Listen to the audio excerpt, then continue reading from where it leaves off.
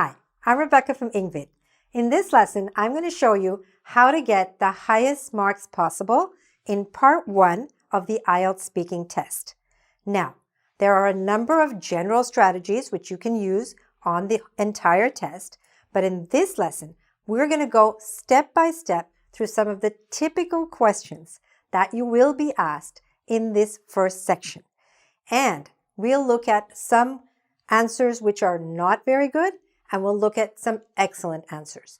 And we'll also examine these answers from the points of view of how you can improve the grammar, how you can improve the vocabulary and the pronunciation, as well as the overall fluency, because these are the 4 areas in which you are actually scored. Okay? So let's get started. This can make a big difference in your score. So keep watching.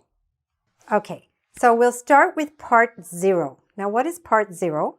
Part 0 is the part where you come in, you sit down, and the examiner is just greeting you and asking your name and asking for your identification.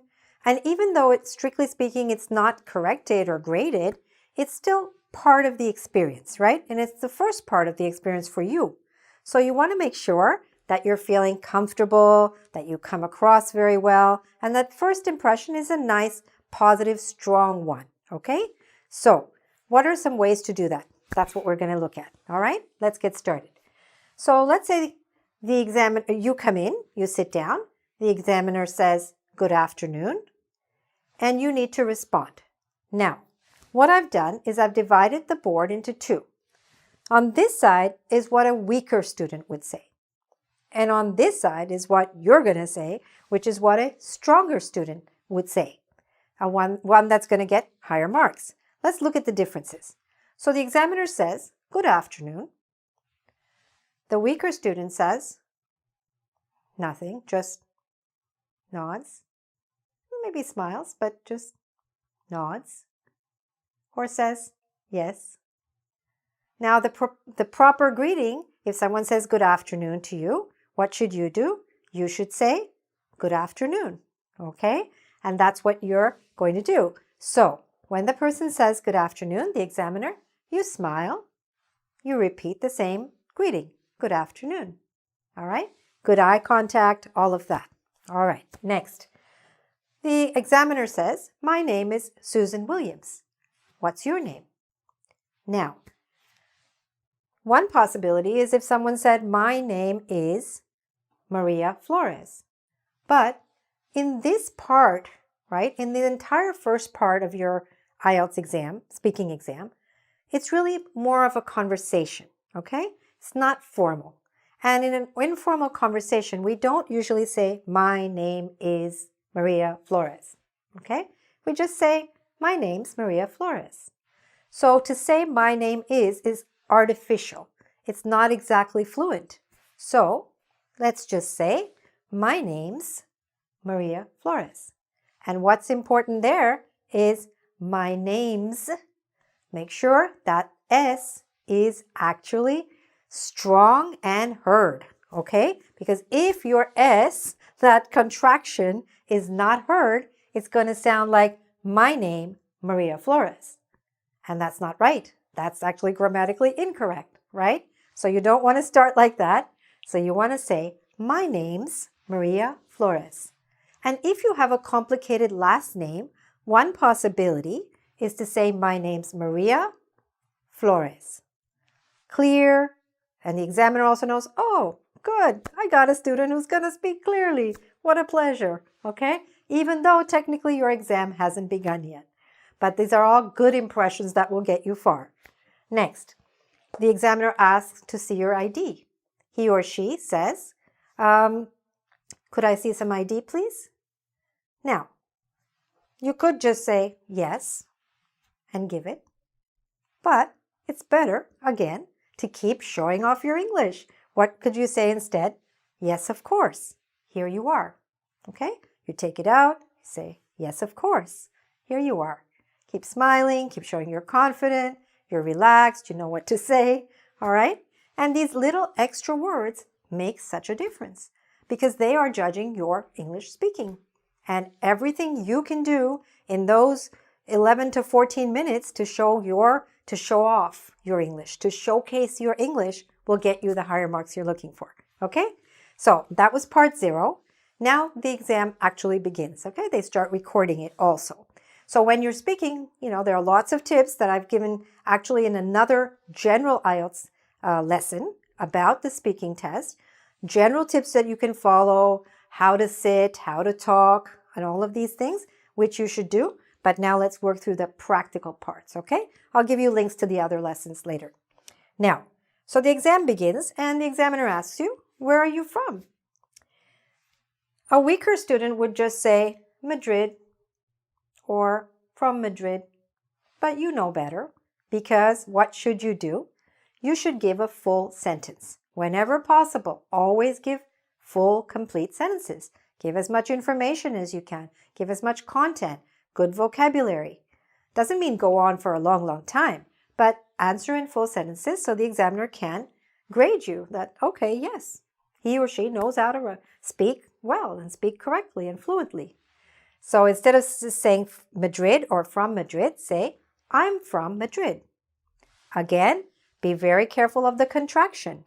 You should use the contraction because it's more natural than saying I am from, but make sure you're enunciating it clearly so that it can be heard. I'm from Madrid. Okay, good. Now here's another student. This student said, when asked, where are you from? The student said, from Roma or from Italia. Why is that not good? Because in your IELTS English test, right, they want to hear you using the English names for these cities. So you should say, I'm from Rome, the capital of Italy, for example, okay? Even if you said one word, which you should not say, it should be Rome and Italy. But don't just say that. Use the opportunity to give a full sentence by saying, I'm from Rome, the capital of Italy. Now you're showing off your good English and you're using the English names for your cities. If you're not sure what they are, find out what they are, okay? Next, suppose you're from a place which is maybe people are not as familiar with that name, all right? Or the name of that city. So then you're going to be saying a word which is a little bit unusual for people's ears. So how can you prepare them to hear the name of your city if it has an unusual sound? So here's one way. Suppose this student is from Bordeaux, okay? Now they could say, from Bordeaux. Where are you from? From Bordeaux. But what did you say? Very fast. Bordeaux, what was that? Maybe the examiner didn't catch it. And whenever the examiner doesn't catch or cannot catch what you're saying, that's an indication not about the examiner, but about you. You needed to speak in a way that was more clear and fluent and strong. So how can you do that? You can do that by saying something like this. I'm from a city in southwestern France called Bordeaux. Now, what did you do? By explaining first and then using the word called, you are preparing the listener that, oh, I'm going to give the name of something. And then it doesn't actually matter if the person, exactly understood the name or not. But at least they know that that word and that sound that you made was the name of a city. And now it's understandable, which is going to get you much higher marks, okay? I'm from a city in southwestern France called Bordeaux. All right? Prepare your listener for what you're going to say. Let's go on to some more strong tips. All right, so let's start by looking at some typical questions and answers related to home, family, and work. All right, let's go. So a weaker answer would be, when asked, where do you live? A weaker answer would be, I live in house. What's wrong with that? You tell me. It should be in correct English with correct grammar. I live in a house, right? So you need that article here.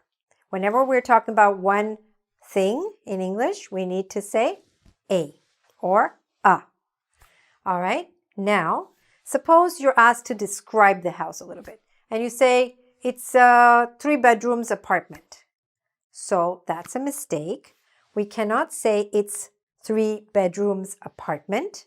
We would need to say it's a 3-bedroom apartment. Why? You're saying to me, that doesn't make sense. There are 3. It's more than 1. It's plural. Right. So if you said, my apartment has 3 bedrooms, okay? Then it's enough to say 3 bedrooms, period, like end, right? But here, 3-bedroom became like an adjective for the word apartment. And in that case, you need to drop the S. Now, it's very good for you to actually use this kind of expression if you have a chance, if there's the right kind of question. Don't just put it somewhere if it's not, doesn't make sense. But if you're asked about your apartment, you can say, I live in a 2-bedroom apartment. I live in a 3-bedroom house. And that little difference with no S and with an S and no S actually shows that you speak a much more advanced level English, okay? These little mistakes, these little corrections can make all the difference. And that's what I'm pointing out to you here. Okay, let's go on. Suppose you're asked to talk about the advantages and disadvantages of living somewhere. So you start to explain. Now, there is a difference in good English between the word the and the, okay? Same word, spelled the same, but sometimes we say the and sometimes we say the. But how do you know? It's very easy. You look at the word that comes after that. If the word that comes after the or the starts with a vowel, then we usually say the, like T-H-E-E, okay? The advantages. The advantages of living in an apartment are, or the disadvantages of living in an apartment are, okay? The advantages, the disadvantages, because advantages starts with a vowel. So try to remember that. These little sophisticated changes show that you are more comfortable in English, you're more familiar with English, you're more fluent in English, and you deserve higher marks in English. Okay. All right. Now, you might be asked, do you enjoy living in an apartment? So a weaker answer, and actually in this case, not just weaker, but incorrect, would be to say, I enjoy to live in an apartment because whatever. But what's wrong with saying I enjoy to live? We can't say in correct English, I enjoy to live. Some verbs in English are followed by an infinitive, like to live, and others are followed by a gerund, like living, the verb with ing. And enjoy is one of those very common words which you're quite likely to need to use in your IELTS exam, which needs to be followed by a gerund and not by this infinitive. So, I enjoy living, I enjoy reading, I enjoy watching movies, not I enjoy to watch. That's actually incorrect. Now, how do you know which verbs require a gerund and which verbs don't? Well, you have to listen, you have to read, you have to pay attention, and that's how you learn. There are no hard and fast rules. For example, if you just use the verb I like, then you could say either way. You could say it, I enjoy to live. I like to live. I like living. Either way would be okay with the verb like, but not with enjoy. And enjoy is actually a higher level verb than like. So it's better if you use this one, okay? I enjoy living. Remember that. Next, suppose you're asked about family. Tell me about your family. And you start to talk about, I come from a large family or I come from a small family. I live with my brother. But instead of saying brother, you pronounce it brudder. So now it's a pronunciation issue. These are some of the points you're graded on, right? Pronunciation, grammar, expressions, and overall fluency. So pronunciation matters. If you say brother, father, mother, that's not good. You should be saying the TH properly, like a TH. My brother, my father, my mother, okay? When we say that TH sound, the tongue comes out a little bit between the teeth and goes back. And if you have this kind of mistake, then work on that pronunciation, okay? It will sound much more refined. Next, this person said, my brother economist. Okay, lots of grammar mistakes there, right? Many mistakes. It should be, my brother is an economist, or my brother's an economist, right? You can contract it also. But you need to have the verb to be, you need to have the article, and if it's economist, you need to say an economist, right? An engineer, an accountant, not a economist, because that would also be incorrect. Because we use an when before a word that sounds like a vowel, okay? Not just that starts with a vowel, but that sounds like a vowel. Next, the weak answer would be he work in bank. All right, grammar mistakes again. No, should be he works. All right, third person, present simple. He works in a bank.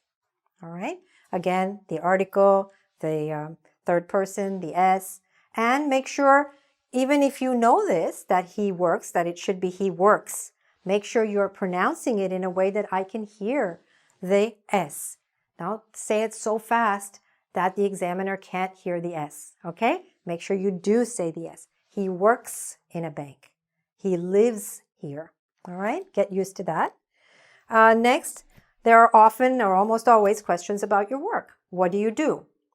Now, when they ask, what do you do? What does it mean? It means, what kind of job do you have? What's your occupation?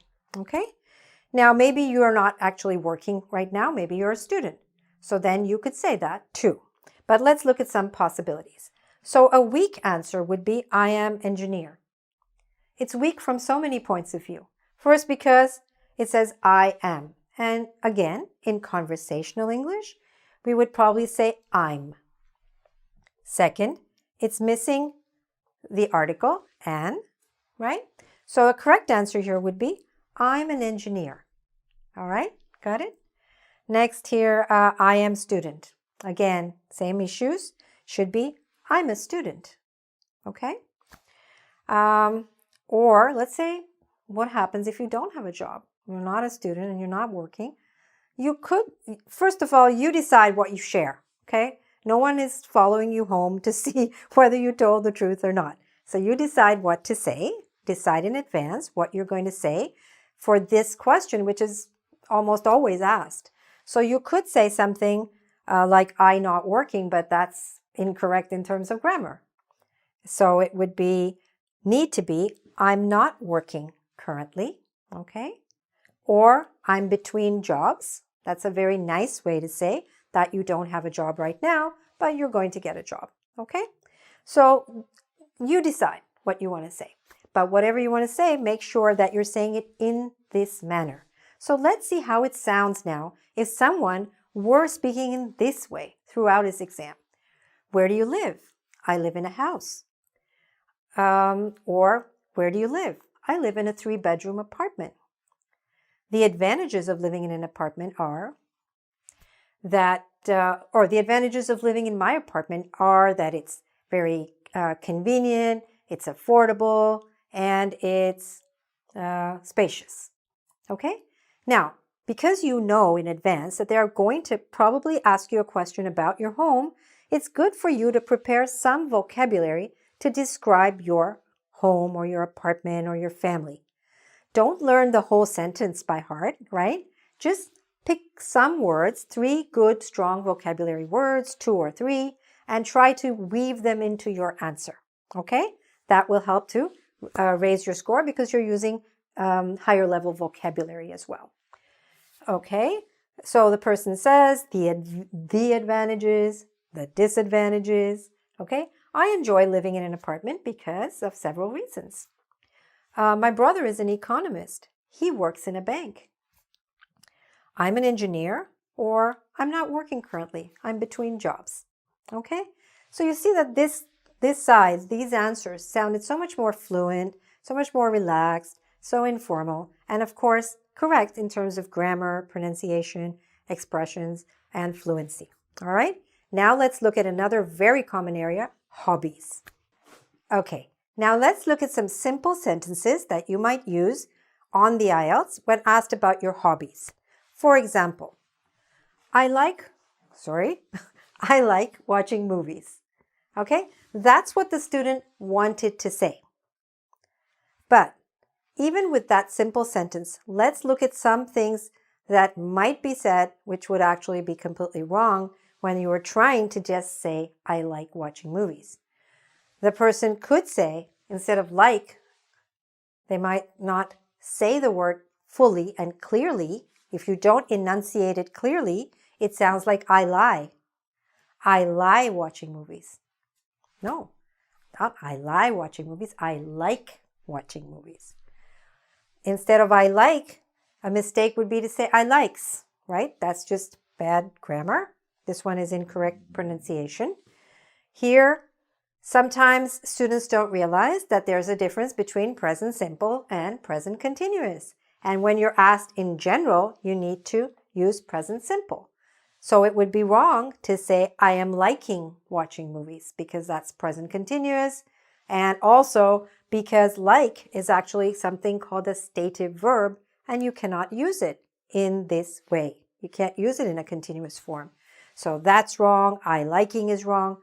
So these are some of the ways that this simple sentence might have been completely messed up. Okay? So let's look at the correct one. Next, another example. The student wanted to say, I really like to watch movies, or I really like watching movies. Okay, they wanted to be more enthusiastic, so they said really. This would be the correct form of that sentence. But let me share with you some variations that I've heard when I'm coaching students for this, and these are incorrect. So, for example, to say I like really watching movies, that's wrong because the really is in the wrong place. The grammar is wrong. I very like watching movies is wrong because we can't use very in that way. And I very much like watching movies. This is a popular mistake. I'm sorry. I hear this all the time. But it's incorrect to place very much in that position. If you want to use very much, you need to say, I like watching movies very much. Okay? Why? Because in English is a SVO language, right? Subject, verb, object. I like watching movies. So we can't put other words like very much, every day, every week, any other details in the middle of it. Okay? Those words have to go at the end. All right. Another possibility, the student wanted to say, I enjoy reading. Simple, right? Simple sentence. How might it be messed up? By saying something like, I enjoy to read. Again, enjoy is a verb where you need to have the gerund after that and not the infinitive. Do you see how even simple sentences that you might be saying right now when you're practicing might or might not be right? And these are some of the things to watch out for, which is why I put down for you lots of the errors that I have heard students make and which I've helped them to correct. And I'm so happy to be able to help you with that before you go for your exam. Okay, so where do you go from here? This was like a practice test for you through some of the examples, all right? There are other topics they can ask you about and so on. And what you should do is to practice them as much as possible. If you can, get a good teacher to practice with who knows the IELTS, who understands what the needs are for the IELTS exam, not a general English teacher. It's very different when you're preparing for an exam than when you're just improving your English in general. Okay, very different kind of goals. So as much as possible, look for the right teacher. And I'm also going to give you links to a few of my other videos, which are specifically for improving your IELTS score or your TOEFL score or other exam-related scores. And have a look. And if that addresses some kind of an issue that you have, then by all means, check all of that and correct all of that and empower yourself before you go for your exam. Okay? In addition, please do a quiz on this just to make sure that you've really got it. You can do that at our website, www.ingvid.com. There you'll also find more than 1,200 lessons that we have on English in general, and many of them are about the IELTS exam or the TOEFL exam. Okay? Now, the other thing you can do is subscribe. I'd love to see you again and share more of my experience with you about how you can really master the English language in general and also for exams like the IELTS. Okay? So all the best with your English. Bye for now, and thanks so much for watching.